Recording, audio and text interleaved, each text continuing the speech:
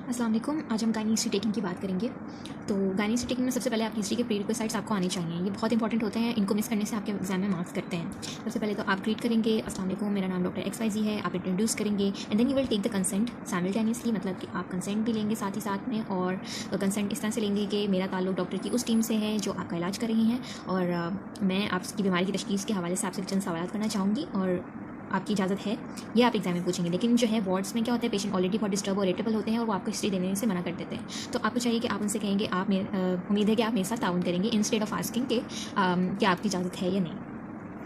तो ग्रीटिंग्स हो गई, कंसेंट हो गए। इसके बाद हम आएंगे बायोडाटा पे। बायोडाटा जो है सबसे पहले पार्ट होता है किसी भी हिस्ट्री का। So in gynae history same as this. तो क्या होता है कि सबसे पहले हम पूछेंगे आपका नाम क्या है। फॉर सपोज अगर पेशेंट बताती हैं कि मेरा नाम है आयशा एंड और आयशा खालिद बोलती है, लेट्स सपोज, तो हम उनसे पूछेंगे कि आपकी उम्र कितनी है, और वो कहेंगी कि मेरी 18 साल उम्र है। और आप शादीशुदा हैं, तो वो कहेंगी कि अगर नहीं कहती हैं तो फिर अनमैरिड लिख देंगे, आगे बढ़ जाएँ। और अगर वो मैरिड कहती हैं तो हम उनसे पूछेंगे कि वो कितने अर्से से मैरिड है। इसके अलावा ये GPM जो है ये मोस्टली ऑब्स्टेट्रिक हिस्ट्री का पार्ट है, लेकिन अगर आप चाहें तो इसमें लिख सकते हैं। तो ग्रेविड ये मैं आपको इसमें एक्सप्लेन कर दूंगी। Next is occupation. ऑक्यूपेशन में क्या होता है कि हम पूछते हैं कि आप क्या काम करती हैं, और अगर वो कहती है कि हाउस वाइफ है तो आप हाउस वाइफ का लिख देंगे। इसके अलावा वो कहाँ तक पढ़ी है, कोई मदरसा या फिर प्राइमरी स्कूल, सेकेंडरी स्कूल, जहाँ तक भी पढ़ी है आपने बताना है। And that the LMP stands for last menstrual period, that is उनकी लास्ट मेंस्ट्रुअल पीरियड की हिस्ट्री आप देते हो। फिर आप उनसे पूछते हो कि वो कैसे प्रेजेंट की, यानी कि वो इमरजेंसी से आई थी, OPD के थ्रू आई थी। और जिस तरह से भी वो आती हैं आप देते हैं that she present to us through OPD और emergency on that particular date, right. Next is complain of, यानी कि वो किस लिए प्रेजेंट। आप उनसे पूछेंगे कि उनकी किस कंप्लेन से प्रेजेंटेशन हुई थी, यानी कि आप किस मसले से यहाँ पर आई थी। तो वो आपको बताएंगे कि मैं इस पर्टिकुलर मसले से आई थी। तो उसके लिए आपने है कंप्लेन जो है वो ऑलवेज क्रोनोलॉजिकल ऑर्डर में होती है। दैट मीन्स कि जो पहले कंप्लेन हुई थी सबसे पहले, उसको आप सबसे पहले लिखते हो। लेट्स सपोज वो वेजाइनल डिस्चार्ज की कंप्लेन से उन्होंने कहा कि उन्हें वेजाइनल डिस्चार्ज है, वो 15 दिन से है। फिर इसके साथ वो आपको कंप्लेन करती हैं इसके अलावा और कोई मसला है, और वो कहती हैं कि हाँ जी इचिंग का मसला रहा है। तो आप उनसे पूछते हो कब से है। अगर वो कहती हैं कि इचिंग जो है वो 10 डेज से है, तो ये क्रोनोलॉजिकल ऑर्डर हो गया। सबसे पहले vaginal discharge and then itching. Do not write these two things in the medical terminologies. Patient की लैंग्वेज में हमने लिखना होता है। आप इचिंग के लिए प्लूराइटिस यूज़ नहीं कर सकते, और मेंसेस में काफ़ी टाइम से, तो उसको आप जो है एमेनोरिया वगैरह नहीं लिखेंगे, बल्कि आप लिखेंगे no menses for particular month और दिस एंड दैट, ठीक है। इसके बाद आती है हिस्ट्री ऑफ प्रेजेंटिंग कंप्लेन, यानी जो भी हमने कंप्लेंट्स को लिखा था पहले, उन सबको आहिस्ता आहिस्ता एक एक करके डिटेल में डिस्क्राइब करते हैं।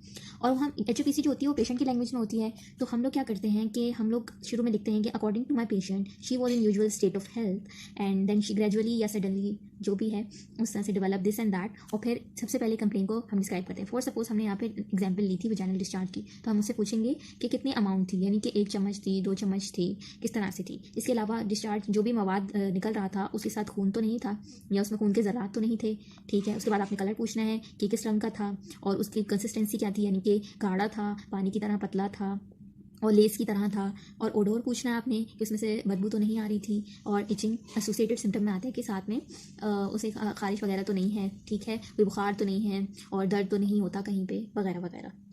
तो इसके बाद ये पेशेंट के ओन वर्ड्स में है, और आपने मेडिकल टर्मिनोलॉजीज इसमें भी बिल्कुल नहीं यूज़ करनी है, ठीक है। इसके बाद आती है आपकी गायनाकोलॉजिकल हिस्ट्री। और वैसे तो हम हिस्ट्री जो है गायनी की ही कर रहे हैं, लेकिन इसमें जो है बेसिक गायनाकोलॉजी के बारे में आप उनके पूछते हैं।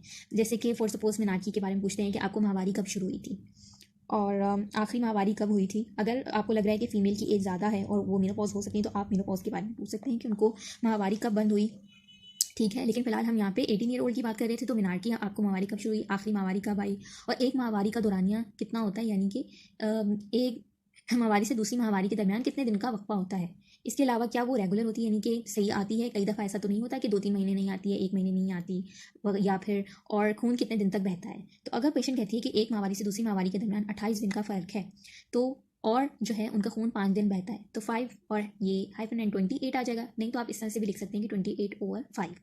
इसके अलावा आपने पीरियड्स के रिलेटेड क्वेश्चंस पूछने हैं।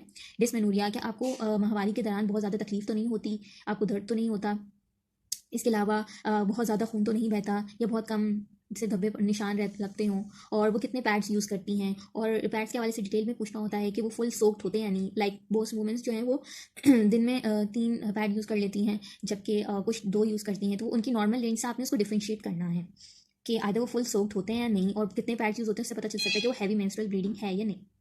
नेक्स्ट इज डिस्पैरोनिया, यानी कि हम बिस्तरी, अगर वो शादीशुदा है तो आप पूछ सकती हैं कि हम बिस्तरी के दौरान तकलीफ तो नहीं होती, और ये कि हम बिस्तरी के बाद ब्लीडिंग तो नहीं होती, या एक माहवारी से दूसरी माहवारी के दरमियान तो ब्लीडिंग तो नहीं होती, और ये ब्लीडिंग के बजाय आप उनसे पूछ सकते हैं कि एक माहवारी से दूसरी माहवारी के दरमियान कोई धब्बा तो नहीं लगता शौहर से मिलने, या हम बिस्तरी के बाद कोई धब्बा तो नहीं लगता, इस तरीके से। ठीक है।